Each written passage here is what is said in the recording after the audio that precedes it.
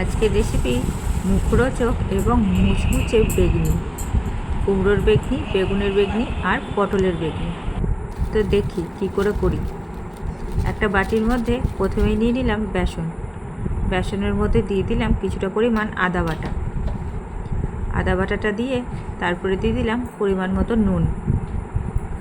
তারপরে দিয়ে দিলাম শুকনো লঙ্কা গুঁড়ো ঝালের জন্য।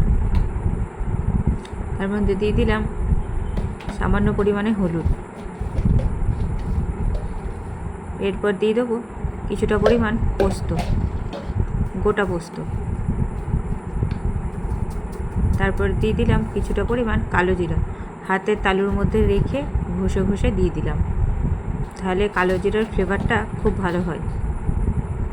এরপর দিয়ে দিলাম অল্প পরিমাণে চিনি। তারপর দিলাম কিছুটা পরিমাণ জিরে গুঁড়ো। এবার সামান্য সামান্য করে জল দিয়ে বেসনটাকে ভালো করে গুলে নেব।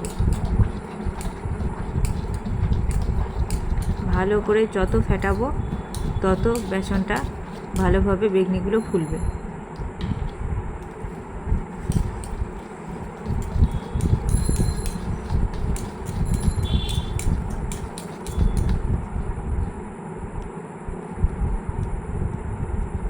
ভালো করে ফেটানো হয়ে গেলে তার মধ্যে দিয়ে নেব 1 চিমটের মতন খাবার সোডা। খাবার সোডাটা দিয়েও ভালোভাবে ফেটিয়ে নিতে হবে। এবার একটা কড়াইয়ের মধ্যে বেশ খানিকটা পরিমাণে সাদা তেল গরম করতে দিতে হবে। এবার এক এক করে বেগুনের টুকরোগুলো সে বেসনের মধ্যে ডুবিয়ে গরম তেলের মধ্যে ছেড়ে দিতে হবে।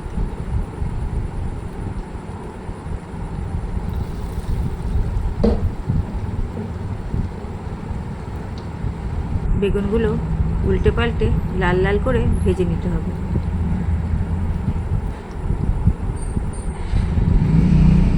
খাবার সোডা দেওয়ার জন্য বেগুনগুলো কি সুন্দর মোটা মোটা হয়ে ফুলেছে আর খুব মুচমুচেও হয়েছে।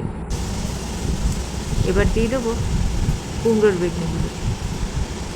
বেসনের মধ্যে ডুবিয়ে গরম তেলের মধ্যে ছেড়ে দিতে হবে।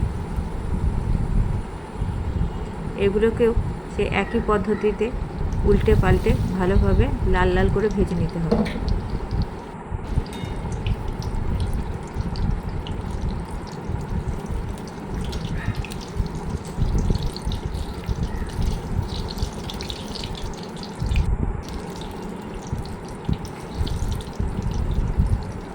কুমড়োর বেগনিগুলো খুব সুন্দর মুচমুচে হয়েছে। এরপর পালা পটলের বেগনি ভাজা। পটলগুলো বেসনের মধ্যে চুবিয়ে চুবিয়ে গরম তেলের মধ্যে দিয়ে দিতে হবে।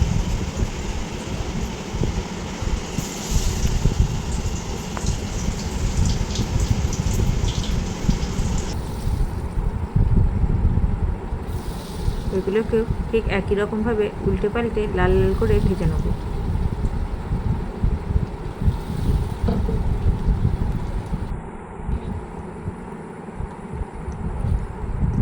দুই পিঠটা ভালোভাবে লাল লাল করে মুচমুচে করে ভাজা হয়ে গেলে এগুলোকেও এক এক করে তুলে রেখে দেবো।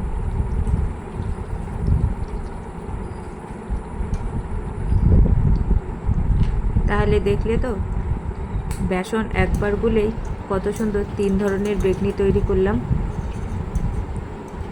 আর খেতেও খুব মুচমুচে এবং সুস্বাদু হয়েছে।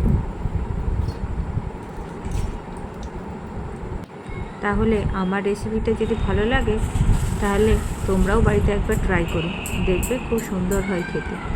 কুমড়োর বেগনি, বেগুনের বেগনি আর পটলের বেগনি।